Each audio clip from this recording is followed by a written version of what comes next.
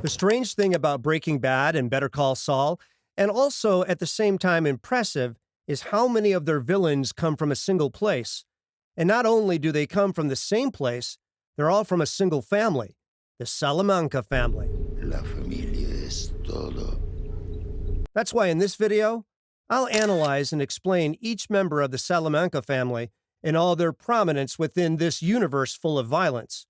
And we discover how this criminal dynasty was created from its foundations and how they became such a powerful drug cartel under the hands of Hector Salamanca. Salamanca did! Salamanca money! Salamanca blood! Let's start at the root. Not the root of the criminal clan, but rather the origin of the Salamanca lineage, the grandmother, although she appears as a clueless old lady who doesn't really know what's going on with the rest of her family. But she represents very well the role that grandmothers play in Mexican culture, values like wisdom, protection, and family unity. That's why in that famous scene when the grandmother hits two skaters and they call her biznatch, and not only do they call her this derogatory term, they do it in front of her grandson, Tuco. Just a crazy old biznatch, you ran over my brother. It hurts so bad. It hurts so bad. Obviously, they got what they deserved. Although she is the matriarch of the Salamancas, she doesn't play a role in her family's criminal organization, and despite being the oldest member of the family, her storyline is very brief, to the point that at the end of both series, the grandmother's fate remains open, as it's not shown on screen whether she dies or what happens. That's why to get to the bottom of the Salamanca origins, specifically referring to the criminal empire, we must keep digging into other family members. And the next one is Joaquin Salamanca, although he has very little screen time and for that reason doesn't have extensive canonical development. He is very important to Hector and in the series plot, as besides being a trusted enforcer, at that moment he is believed to be the only Salamanca alive or of useful value to the family. All his development, or the little he has, is in the 4th season where he acts as a bodyguard for Don Eladio, thus keeping the family name in the cartel and contributing value to operations. But despite having a short role like the grandmother, Joaquin does have an ending, and that ending comes quickly in that same season when Gus Fring poisons the cartel's high-ranking leadership, including Joaquin, and he's also strangled by Mike. But he's a Salamanca, so he has more lives than a cat, and all of that doesn't kill him until Jesse finally finishes him off in a confrontation just moments later. However, Joaquin's death represents great value both for the cartel and for Hector, for the reasons mentioned above, which is why Gus goes and rubs it in Hector's face, thus delivering one of the great climaxes of the series, when Gus comes to visit and in a very calm and cynical manner, struts and says a devastating phrase. And Joaquin, he was the only family you had left. Now, the Salamanca name dies with you. Following the role of the Salamanca enforcers, the first ones who almost seem like twins perfectly embody how terrifying these types of guys can be within a cartel. Marco and Lionel Salamanca make their appearance in the series in an iconic way in the 3rd season when they crawl through the desert to reach the altar of Santa Muerte, which is something known to be like a religion among narcos in Mexico. However, the cousins have a cold and ruthless appearance and are always wearing suits with striking boots with a skull on them. And if that weren't enough, they're usually carrying an axe, which is something they use to finish off their victims. Marco and Lionel arrive in Albuquerque to avenge their cousin Tuco, and the one responsible for this is Walter White, best known in the criminal world as Heisenberg. And we see that this is exactly what the cousins bring to Santa Muerte, a drawing of what Heisenberg looks like, as he is their target. But later on, they change their route to Hank Schrader. From a young age, they're exposed to unrestrained and soulless violence. And how could they not be, growing up with their Uncle Hector when he was at his peak? He indoctrinated them from childhood that loyalty to the family is the most important thing, which is shown in a flashback when they were kids. And Hector, in a twisted way, teaches them that family is the most important thing. So Hector starts drowning one of the cousins until he forces the other to hit him. And after that, he says a very powerful phrase. La familia es todo. something very important in Mexican culture, and especially in this family. The cousins are never seen apart. In fact, they move and act as if they were one, as if they had the same personality or didn't even have one. The cousins with a broader storyline in Breaking Bad and Better Call Saul universe do have an ending when they face Hank in a parking lot in broad daylight. In the crossfire, Hank runs over Lionel, nearly killing him, so Marco comes, a bit coldly, to the rescue. After an exchange of gunfire, Marco has the chance to finish off Hank but says, "Too easy," in Spanish, and goes for his axe, showing his brutal thirst for blood. But that would end up costing him his life. While Lionel, although he survived, Gus took care of him by sending Mike to the hospital and killing him with a lethal injection. Still One, nothing. 2, 3. All right, stopping compressions. Time. 8:43. Time of death. 2043. The cousins are a version of sadism, but without showing any kind of emotion, or much less remorse. But the next member of the Salamancas, although equally sadistic, is much more dangerous due to his volatile and aggressive temperament and his issues with substances. Of course, I'm talking about Tuco. Although the series doesn't show his childhood, it's known that, like the cousins, he grew up under the shadow of his uncle Hector. From his youth, he gets involved in drug trafficking and becomes the main methamphetamine distributor in Albuquerque, with collaboration, of course, from Walter White. Unlike the cousins, Tuco is not a sadist who kills because it brings him pleasure. He kills on impulse, which is why he is so feared, even by his own men. His volatile temperament leads him to use violence without calculation or purpose, and if that weren't enough, he's also addicted to crystal. When Jesse tries to sell him their meth, Tuco nearly beats him to death, and well, Walter responded. Not with fists, but with chemistry.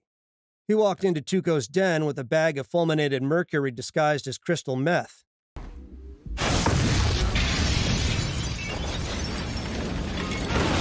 However, Tuco's unhinged attitude and bipolar personality lead him to think someone is betraying him, so he decides to kidnap Walter and Jesse to take them to Mexico to cook meth for the cartel. Nevertheless, that would be Tuco's end, as he's killed by Hank. It's crazy to think how Hank killed two Salamancas. The next Salamanca is Eduardo, Lalo. He is one of the most charismatic and memorable characters in the Breaking Bad and Better Call Saul universe. Born in the 60s in Mexico, Lalo is an influential member of the Salamanca family. Lalo imposes violence when required, power, and respect within the Juarez cartel. He is Hector Salamanca's nephew, Tío. Tío, me escucha. the grandson of the matriarch, Abuelita, and cousin to Tuco, Marco, Lionel, and Joaquin.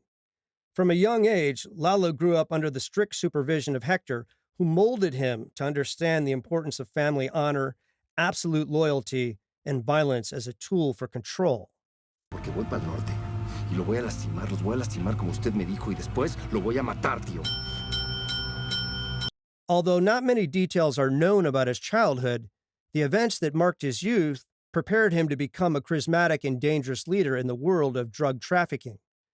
Unlike other members of the family, Lalo is characterized by his carefree and smiling personality, which contrasts with the brutality with which he executes his plans.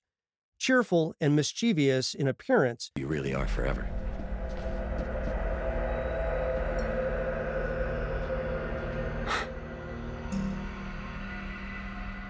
he can go from casual conversation Who are you?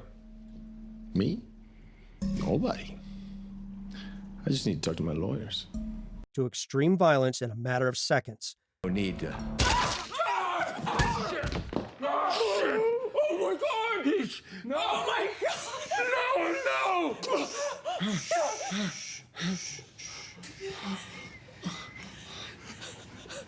Okay. Let's talk. Demonstrating a perfectly controlled psychopathic profile. From a young age, he participated in acts of brutality alongside Hector, including tortures and executions to impose respect, like that scene where he helped punish a hotel owner who had disrespected them, which ended up with them killing him and burning down the hotel, which showed both Hector and Lalo's indelible mark of his cruelty and discipline. And Lalo went through the flames only to get a souvenir, the famous bell we see Hector using when he was in a wheelchair.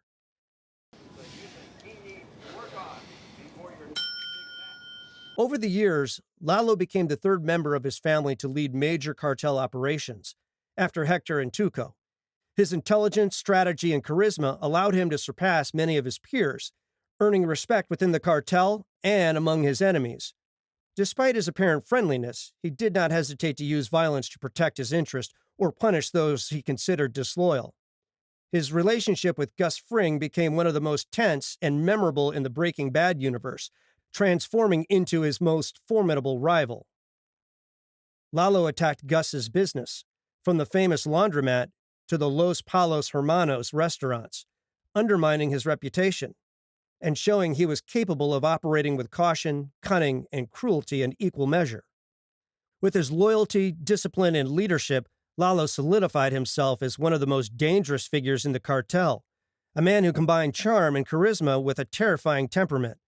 But all that ended when, in a confrontation with Gus in the lab where Walter would later cook meth, Gus ends up killing him. The way Lalo dies is very much in his style and therefore very poetic. While he's dying, he dies with a smile on his face.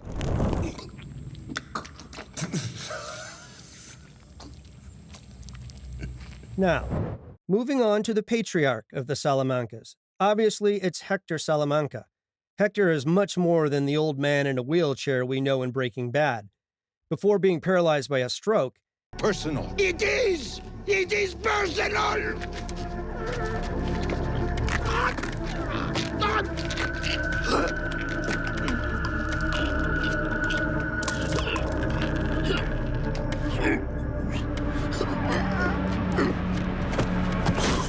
Hector was a strategic and ruthless mastermind within the Juarez cartel, a man capable of handling drug business, extortion, and murders with the precision of an experienced leader. His empire was not limited to direct violence. Hector oversaw methamphetamine and cocaine transportation routes from Mexico to the United States, personally controlling his distributors, including his nephew Tuco and the twins, Marco and Lionel. He was meticulous in his network of bribes, territory protection, and loyalty within his clan, ensuring that everyone working for him understood that family loyalty and respect were non-negotiable. His genesis as a leader was built from a young age, absorbing the culture of fear and honor of the cartel. He learned to combine brutality and strategy. He could torture and execute without remorse. But he also planned business and criminal politics with a long-term vision. Hector was not just a hitman or a thug. He was a strategist who understood that control over violence and reputation was his greatest capital. However, his downfall was as symbolic as it was violent. The combination of his arrogance toward Gus Fring, his desire to maintain the supremacy of the Salamanca name, and his explosive temperament led him to lose all control. Hector's stroke, caused by Nacho Verga swapping his heart medication with fake pills, left him powerless, not able to speak or walk, but aware of his vulnerability, trapped in the wheelchair that turned him into an icon of impotence and contained rage. Finally, Hector becomes the agent of Gus' death, using the only tool at his disposal, his bell. With a calculated act of vengeance, he triggers a bomb that was orchestrated by Walter White, which takes out his enemy, Gus, and himself, closing his cycle of violence that had defined his entire life.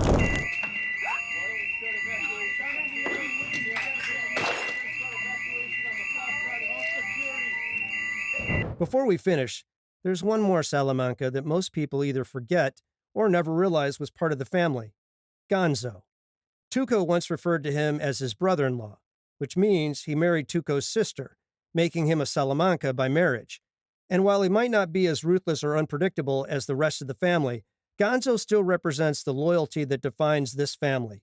He's one of the few people who genuinely cares about Tuco, and even tries to calm him down when his violent side takes over. But that same loyalty is what ends up destroying him. When Tuco starts believing that Gonzo ratted him out to the DEA, tragically, while trying to cover up one of Tuco's messes at the junkyard, he's killed in an accident, crushed by a car. World's dumbest criminal. This guy wasn't murdered.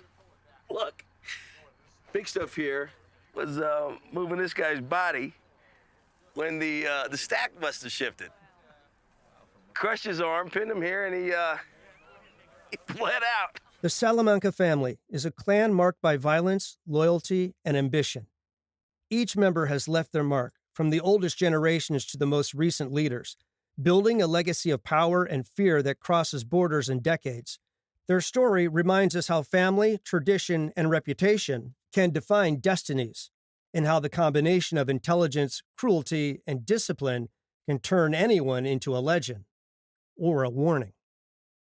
Thank you for joining us on this journey through the history of the Salamanca family.